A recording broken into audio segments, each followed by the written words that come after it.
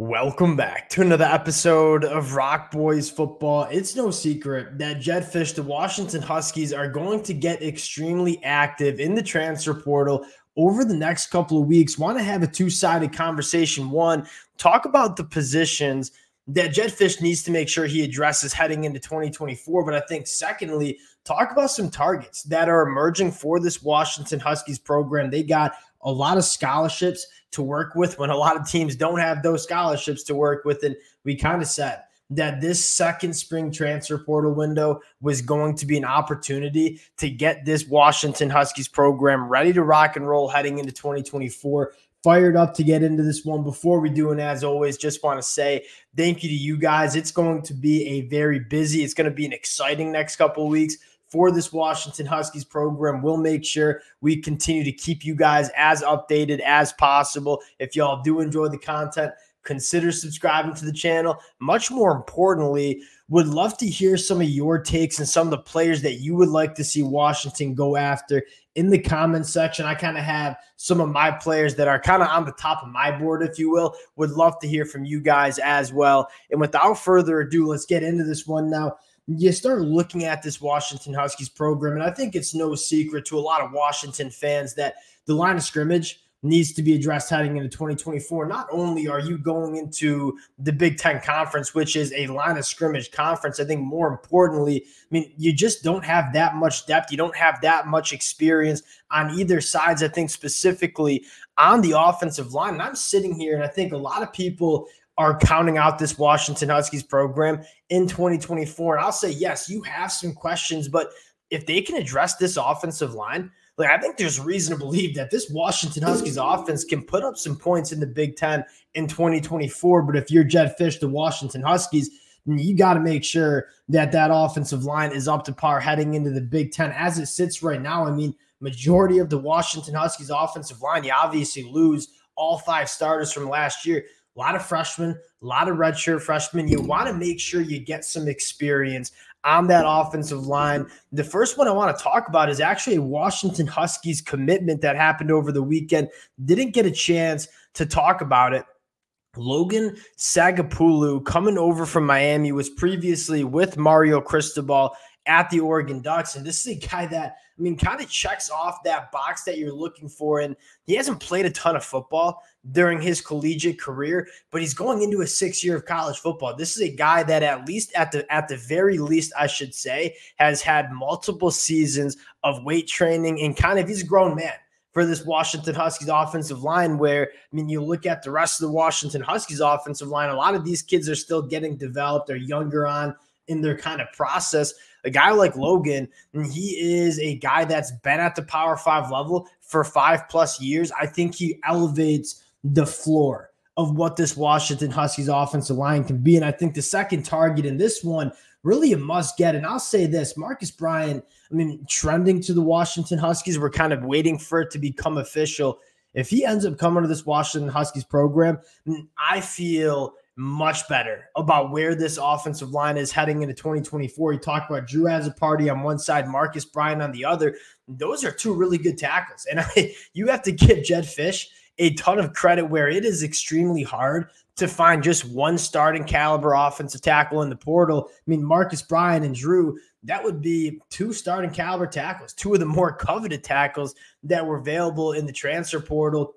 You start talking about Marcus Bryan, one, ginormous, right? 6'8", a ton of length, really moves well for that 6'8" frame. He's just played a lot of football, right? This is a guy that has 2 straight seasons starting at SMU. Last year, 386 pass for opportunities.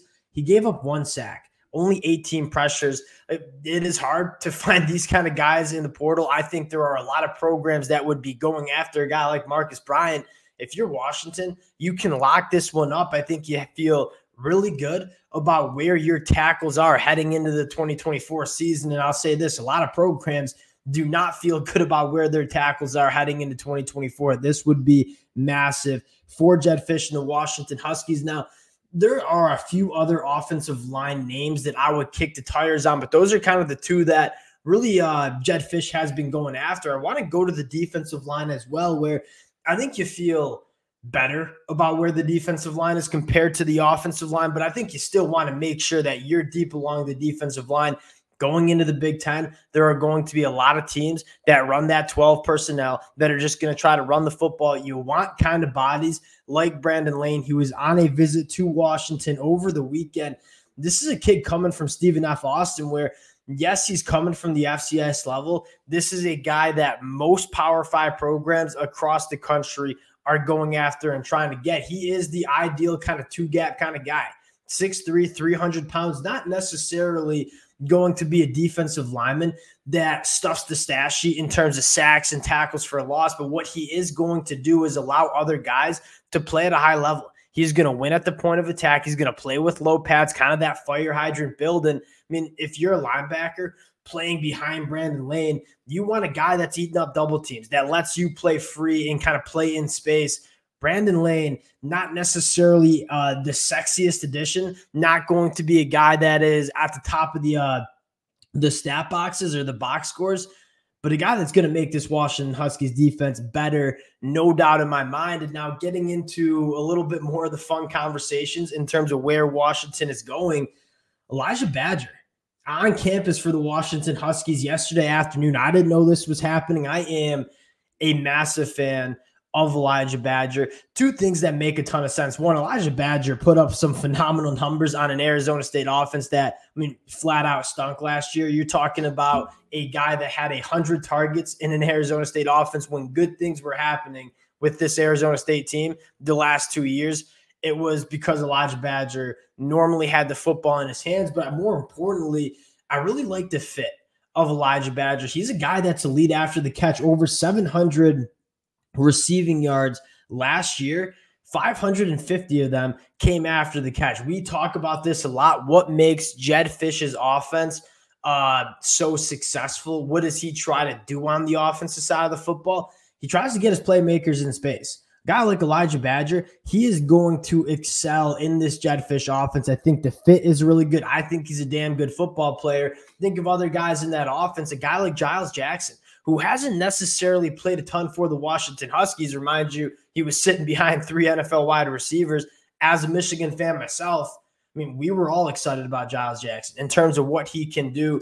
Yet another guy, I mean, kind of different body types. Giles Jackson's a little smaller, but both Elijah Badger, Giles Jackson, extremely dynamic after the catch. That would make a lot of sense for me, and I would be a big fan of adding a guy like Elijah Badger to that offense. And again, Jedd Fisch going to command, he's going to have a pull with these wide receivers. You look at what he did with that Arizona offense. If you're someone like Elijah Badger, you want to go play in an offense that's constructed by a guy like Jedd Fisch. Last name I want to talk about, and that's going to be Jacoby Matthews, coming over from Texas A&M, and not necessarily a priority need for the Washington Huskies, but a guy that was a former top 100 national prospect coming out of high school. He, from a physical trait standpoint, checks all the boxes that you want to see. He's a guy that's versatile. He plays the nickel role. He plays the box safety role. He can play that free safety role. I mean, at the end of the day, this is a guy that not only has played really good at Texas A&M going back to his year in 2023, but I think offers a ton of upside